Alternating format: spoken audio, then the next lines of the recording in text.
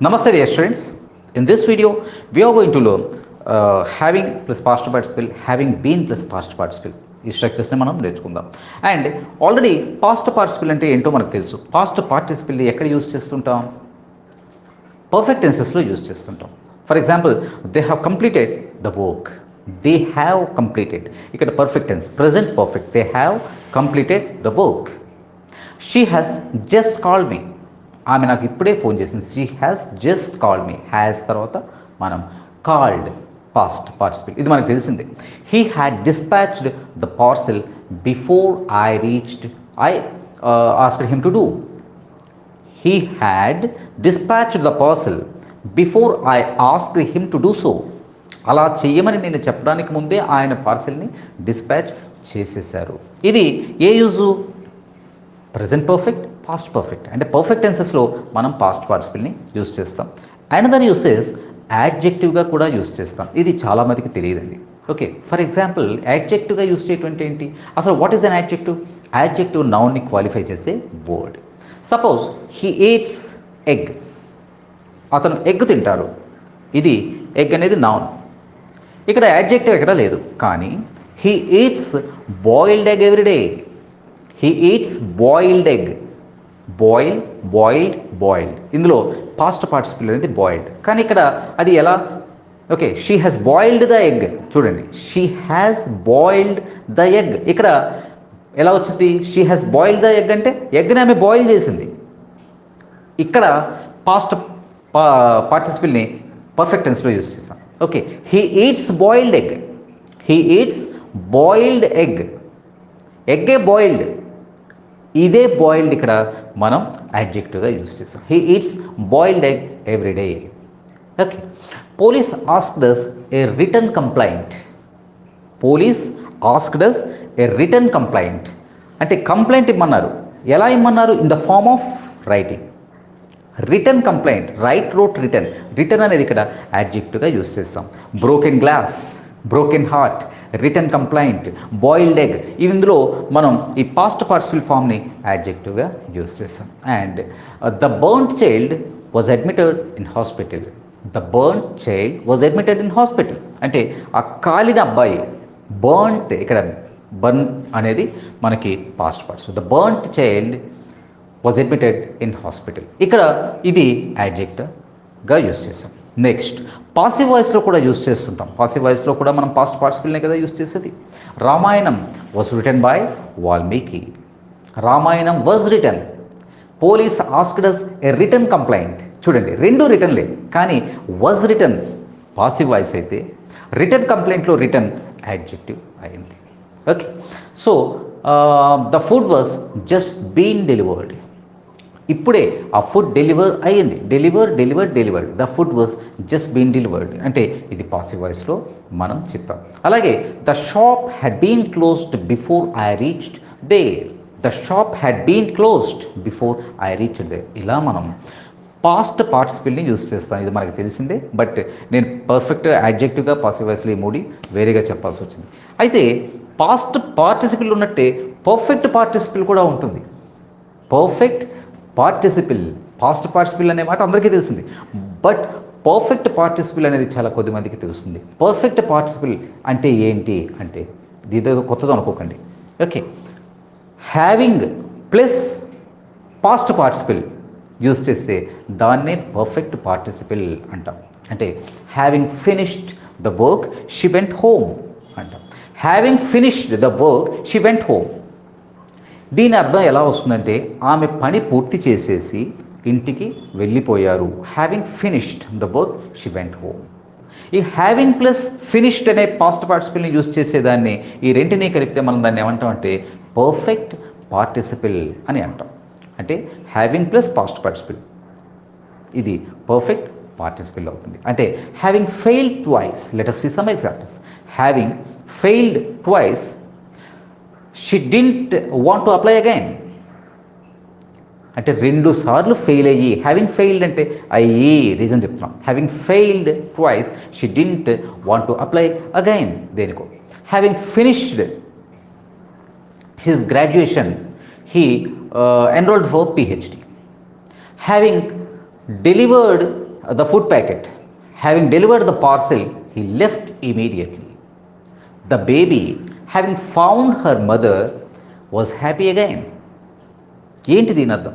The baby having found her mother, baby గర్ల్గా తీసుకుందాం. The baby having found her mother అంటే ఆ తల్లిని చూసి, అంటే మన దగ్గరకు వచ్చిందండి, మన దగ్గరకు వచ్చినప్పుడు ఏడుస్తుంది. ఓకే, ఇప్పుడు ద బేబీ హ్యావింగ్, వీలోపు వాళ్ళ అమ్మ వచ్చింది.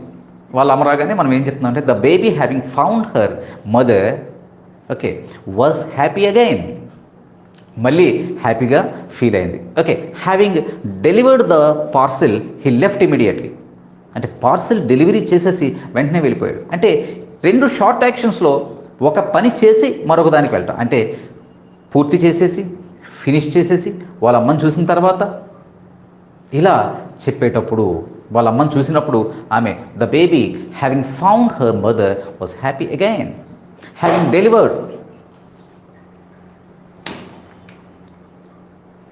delivered the food, he left immediately. Having finished his graduation, he enrolled for PhD.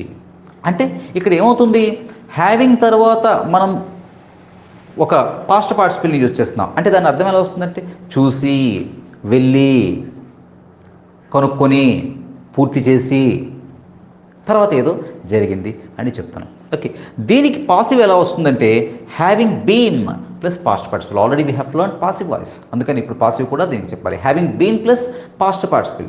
For example, having been failed thrice, she didn't want to apply again. Having been failed అంటే 3 సార్లు fail కాబడి, 3 సార్లు fail అయ్యి అని చెప్పేటప్పుడు having failed అని అన్నాం. 3 సార్లు fail కాబడి, అవ్వడం వలన, 3 సార్లు ఫెయిల్ కావటం వలన అనేటప్పుడు having been failed. Okay, having been warned by the police, about the thieves, they deposited all the valuables in the lockers. Having been warned by the police about the thieves by the police, ఏదైనా ఒకటి. Having been warned అంటే పోలీసుల చేత మీ ప్రాంతంలో దొంగలు తిరుగుతున్నారు అని ఇలా పోలీసులు అనౌన్స్మెంట్ ఇచ్చారు, కాబట్టి హ్యావింగ్ బీన్ వార్న్డ్ అంటే పోలీసుల చేత హెచ్చరించబడి వాళ్ళు ఏం చేశారు, they deposited all the valuables in the lockers. ఇక్కడ హెచ్చరించబడి, ఫెయిల్ కాబడి అనేటప్పుడు మనం హ్యావింగ్ బీన్ ప్లస్ పాస్ట్ పార్టిసిపల్ని యూజ్ చేస్తాం. Okay, and for example having been bitten twice. ఎవరింటికో ఒక బాయ్ వెళ్ళాడు, అతనికి 2 సార్లు ఆ కుక్క కరిచి అని చెప్పకుండా 2 సార్లు ఆ కుక్క చేత కరవబడి. Okay, having been bitten twice, the courier boy refused to deliver the parcel or goods to that house. Having been bitten twice, 2 సార్లు కరవబడి by the dog. Having been bitten by the dog, 2 సార్లు కరవబడి, the courier boy refused to deliver the parcel or goods to that house. ఆ ఇంటికి వెళ్ళడానికి తిరస్కరించాడు, because 2 సార్లు కరవబడ్డాడు. Having been bitten. చూడండి, having bitten అంటే కరిచి అని అర్థం, హ్యావింగ్ బీన్ బిటెన్ అంటే కరవబడి అని అర్థం. హ్యావింగ్ బీన్ బిటెన్ అర్థమైంది కదా. సో ఈ హ్యావింగ్ బీన్ని పాస్ట్ పార్టిసిపల్ వస్తే అది పాసివ్ వాయిస్ అవుతుంది, కానీ హ్యావింగ్ బీన్ని బీ ఫామ్గా కూడా యూజ్ చేయొచ్చు, అంతే కదా. Having been his own boss for many years. Having been ఇక్కడ ఉండడం బీ ఫామ్. హ్యావింగ్ బీన్ తర్వాత పాస్ట్ పార్టిసిపల్ రాలేదు, జాగ్రత్తగా అబ్జర్వ్ చేయండి. Having been his own boss for many years, he couldn't accept orders from any others. లేకపోతే the other person, from the another person. అంటే having been his own boss, ఎన్నో సంవత్సరాలుగా own బాస్గా ఉంటూ వస్తూ తను వేరే వాళ్ళ ఆర్డర్స్ని తను యాక్సెప్ట్ చేయలేకపోయాడు. ఇది బీ ఫామ్, ఎందుకంటే హ్యావింగ్ బీన్ తర్వాత పాస్ట్ పార్టిసిపల్ రాలేదు. ఇక్కడ మీకు డౌట్ రావచ్చు, sir having finished her work she went home అని అన్నాం. అలా కాకుండా finishing her work she went home అని అనకూడదా? అనొచ్చు. ఓకే, అంతేకాదు after finishing her work she went home అని కూడా అనొచ్చు. అంటే having finished, after finishing, only finishing, అంతే. ఫినిషింగ్, ఈ మూడు అన్న దాదాపుగా ఒకే అర్థం వస్తుంది. ఓకే, కానీ ఒక విషయం మనం అర్థం చేసుకోవాలి, హ్యావింగ్ తర్వాత ఫినిష్డ్ అని రావాలి. Having finished her work she went home. After తర్వాత ఫినిషింగ్ రావాలి. After finishing her work she went home or finishing her work she went home.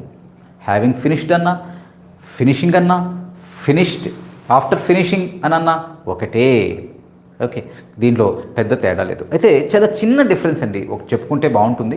Okay, having seen the accident, having seen the accident I stop my car. Seeing the accident, seeing an accident I stop my car. రెండింటికి చాలా చిన్న difference, నిజానికి పెద్ద పట్టించుకోరు. ఏంటంటే having seen అంటే already అక్కడ accident అయింది, దాన్ని చూసి నేను కారుని ఆపాను.